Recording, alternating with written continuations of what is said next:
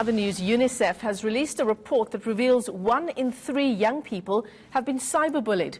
The report suggests almost 3/4 of young people say social networks Facebook, Instagram, Snapchat and Twitter are the most common places for online bullying. Let's get you more on the story now. Charity Mkhone is a clinical psychologist from the South African Depression and Anxiety Group. She joins us via our Skype line now. Charity, thanks very much for your time. This is a common misconception, perhaps, that this might be a uniquely high-income issue. Your research, and the research of Unicef, rather, says something completely different. Certainly. Thank you very much for having me, Michelle. I think it is something that's discouraging and is affecting a lot of youth and young people, particularly when it comes to mental health issues and how young people are able to regulate themselves and share some difficulties with regards to cyberbullying. And I think the fact that it's so readily available and that it can happen in any context at any time makes it all the more dangerous and all the more potent in terms of its effects on the mental health and some of the issues that young people might be facing.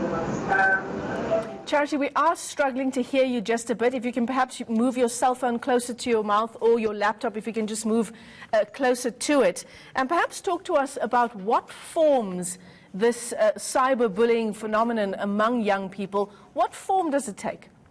All right, so it generally takes the form of usually trolling, what's called Twitter trolling, or things where people will say very disparaging and very negative things about the other person, even in terms of interpersonal relating. A lot of young people find it very difficult to be able to deal with conflict or be able to speak to each other when relating in terms of very difficult issues. So it becomes very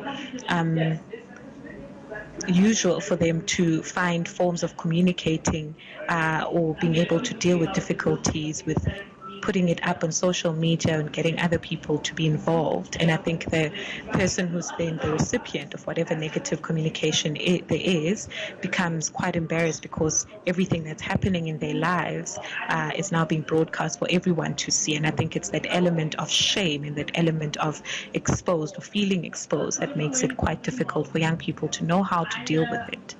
And I suppose, we know how devastating bullying can be in the life of a child, in the life of a young person, and that is magnified, as you say, in an online environment when there are followers, there are other people who are very publicly witnessing what's unfolding.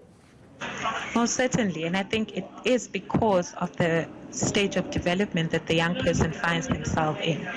For teenagers and pre-adults, the image of how they look, how they're perceived by their friends and in their social networks is something that's quite important to them and is actually a building block for them in that stage of development.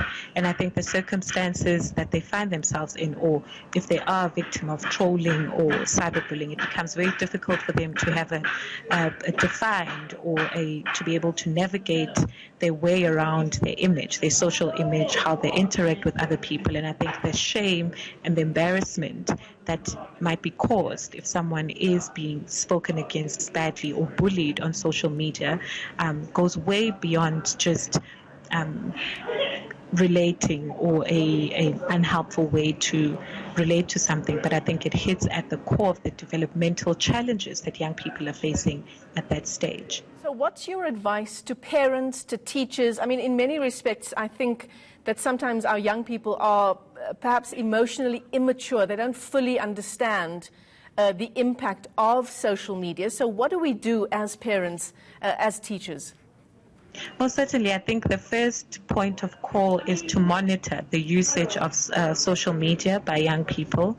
And I think it's important to do so without invasion of privacy, but to be able to let them know that it's a serious thing, because I think if it's something that happens on social media or online, it's something that's on their devices. It's not anyone that they can see in person. And I think it's then minimized. But I think if you realize or are aware that your teen or a young person is more and more spending time on their cell phone and isolating themselves from actual one-on-one contact with people. It's very important to monitor that, to check in, to ask them, because sometimes it is a go-to and an escape for a lot of young people to spend time on social media and on their phones. But I think to monitor firstly the time spent on there, so the duration of time that they spend on there, and to monitor the kind of activities. And of course, all of that within the boundaries and the bounds of respecting the confidentiality and also their personal space. But I think to not allow young people to be on their devices, on their phones for prolonged period of times, and to the exclusion of actually having contact, human contact with people outside of their phones and their social media, is one way to try and curtail and curb social media bullying. When it's happening to the exclusion of real face-to-face interaction, that becomes a problem.